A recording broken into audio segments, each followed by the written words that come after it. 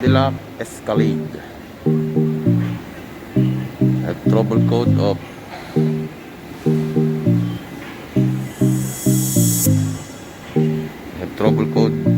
showing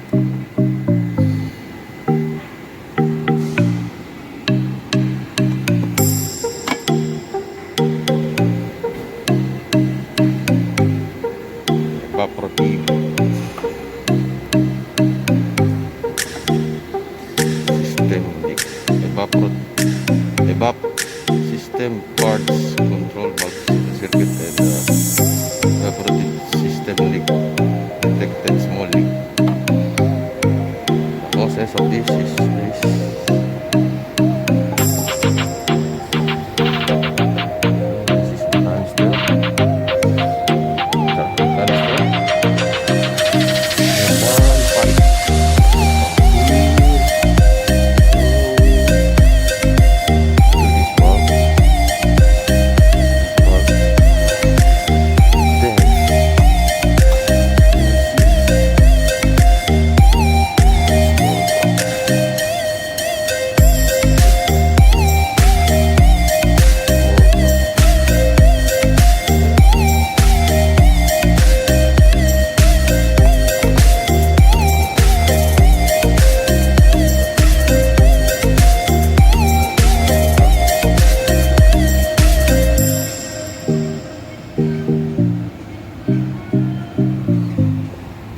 answer already, but still have fault of the evaporative system, small leak. I remove the spare tire. Then you can see this valve. This is the cause of this detected small leak.